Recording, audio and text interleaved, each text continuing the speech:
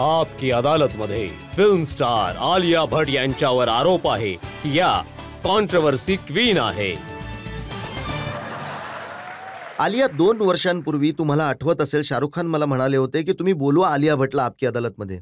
तर मी म्हणालो होतो की ही लहानशी साधी बोळी आहे. तर ते म्हणाले होते की ही साधी बोळी नाहीये, ही तर धडाकेबाज आहे. आणि मी त्यांना म्हणालो होतो की याची काही कॉन्ट्रोवर्सी नाहीये. ते बोले नाही नाही, मोठी मोठी कॉन्ट्रोवर्सी आहे. आणि ह्या जिथे जातात तिथे कोणती ना कोणती कॉन्ट्रोवर्सी मागे येते. तर तुम्ही क्रिएट करता? नाही, मी का क्रिएट करू? नाही. मी तर ऐकलंय की मोठ्या लोकांना, मोठ्या फिल्म स्टार्सला या गोष्टीची आवड असते की त्यांचं नाव सगळ्या ठिकाणी यावं, चर्चेत असावं. तर आलिया भटने खूप स्मार्टनेसने, खूप चालाखीने स्वतःला इंटरव्ह्यूमध्ये डफर म्हणून दिलं आणि सगळीकडे आलिया भटची चर्चा सुरू झाली. किती स्मार्ट मार्ग होता. मार्ग हाच होता कारण काही डफर सारख्या गोष्टी मी केल्या त्यावेळी आणि त्यामुळे खूप असे जोक्स येऊ लागले आणि लोक मला म्हणायला लागले की माहित नाही, माहित नाहीये. तर माझं असं मत आहे की माहित नसणं ही चुकीची गोष्ट नाहीये.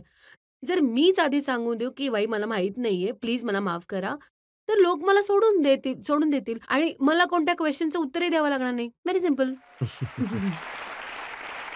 रजनीकांतवर जोक बनता बनता 50 वर्ष निघून गेली आणि फक्त 5 महिन्यात आलिया भट पूर्ण जगात चर्चेत आल्या. नाही. कुणालाही स्वतःला डफर म्हणवून घेणं आवडणार नाही. ते मी प्लॅन नव्हतं केलं. होऊन गेलं. झाल्यानंतर काय झालं हे मला माहीत नव्हतं, की असं होईल. पण जसं झालं ठीक आहे. मी हे पण म्हणते, की लिसन मला त्या जोक्सने काही प्रॉब्लेम नाहीये, कारण त्यांच्यामुळे माझी पॉप्युलॅरिटी झाली, वाढून गेली. सिंगापूरमध्ये लोक मला ओळखतात. जेव्हा मी सिक्युरिटी चेकमध्ये जाते, "मॅम, आम्ही तुम्हाला ओळखतो." आम्हाला वाटलं फिल्ममुळे. अच्छा. नाही, नाही, नाही. तुमचे जोक्स खूप वाचलेत. तर जर जोक्समुळे मला सिंगापूरमध्ये ओळखतायत, तर आय हॅव नो इश्यूज. पण मी स्वतः क्रिएट नाही केले. हे बघा, दुसरे फिल्म स्टार्स जे तुमच्या जोक्सवर हसतात, तुम्ही त्यांच्या बँक बॅलन्सवर, त्यांच्या पॉप्युलॅरिटीवर हसता.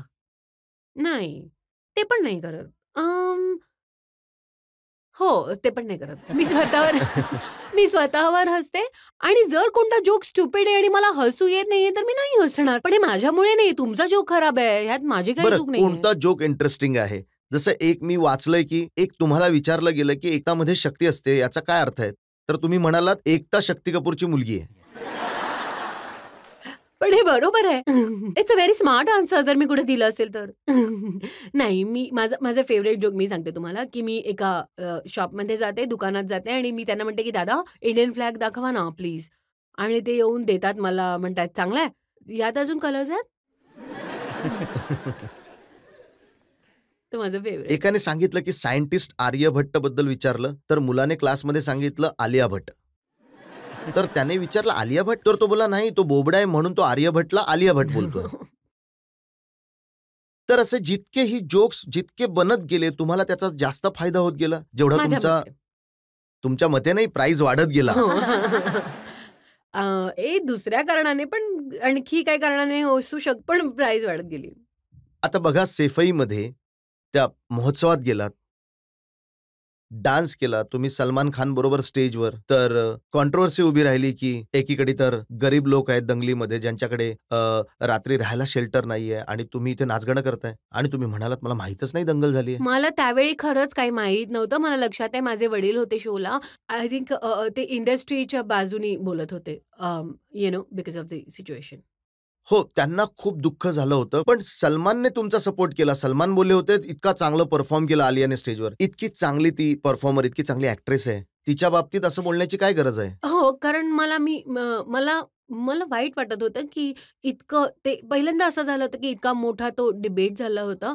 And I didn't understand. मी खूप नवीन होते आणि आय डिडंट अंडरस्टँड, की प्रत्येक ॲक्शनची एक रिस्पॉन्सिबिलिटी आणि एक रिॲक्शन असते आणि आम्हाला आपल्याला म्हणजे you have to be well aware with the situation in your country. जेव्हा तुम्ही कुठेही जात असता, तर त्या वेळेनंतर became a little bit more aware. आणि हो, दॅट्स इट. चला, ही जी डफरची इमेज थोडी कामात तर आली ना? एका क्राउडेड मार्केटमध्ये स्मार्ट एंट्री मिळाली तुम्हाला. अं, असं म्हणू शकतो.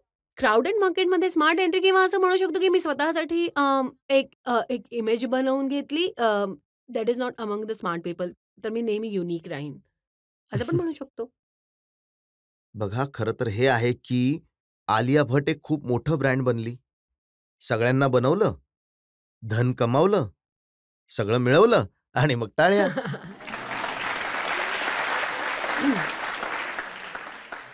तर फायदा तर झाला ना? कोणाचा? इमेज क्रिएट करण्याचा, सोशल मीडियामध्ये इतकी चर्चा होण्याचा. आय थिंक इमेज क्रिएट नाही होत. तुमची इमेज ऑडियन्स क्रिएट करतात. तुमची फिल्म चूज करून तुमची फिल्म पाहून त्यांना तुम्ही आवडता किंवा नाही आवडत.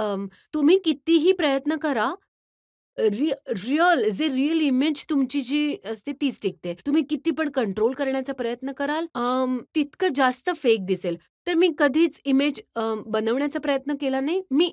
माझं बस एवढंच म्हणणं आहे, की जेव्हा ना मी ॲक्टिंग तेव्हाच करेन, जेव्हा मी कॅमेऱ्याच्या समोर असते, फिल्म कॅमेऱ्याच्या समोर असते. Off camera I believe that I should be myself आणि तीच जर माझी इमेज बनली, तर चांगलंच आहे.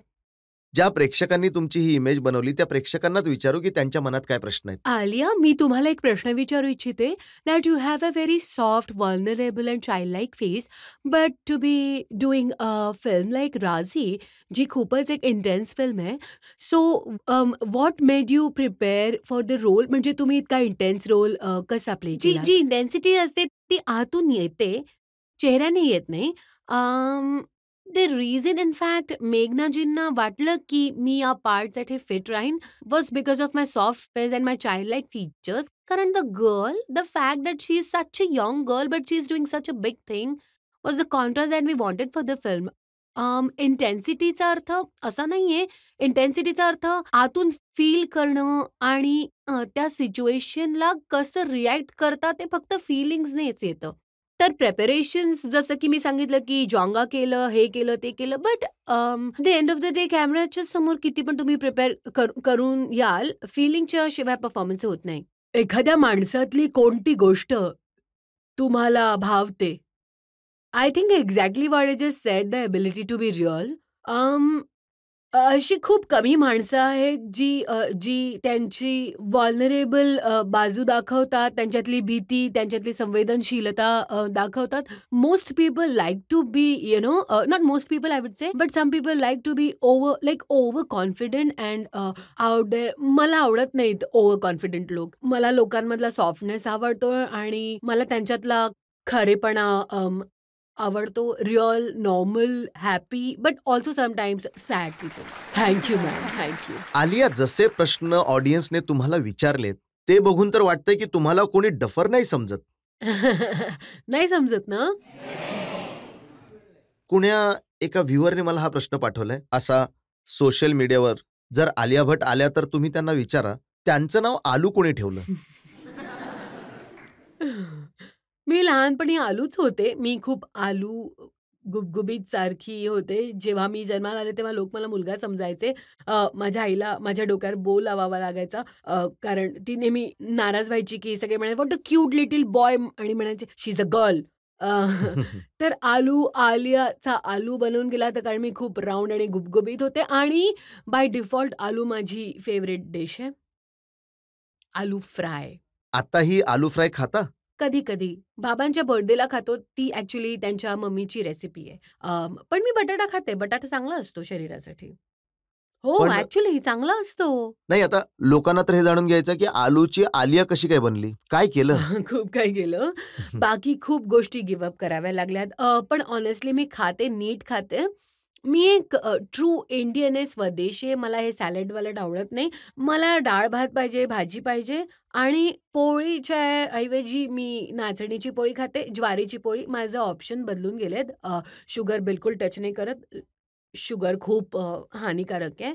आणि हो, मी कधी-कधी डिझर्ट, मूग डाळचा हलवा खाऊन घेते. एव्हरीथिंग इन मॉडर्नेशन इज गुड आणि मी वर्कआउट खूप करते.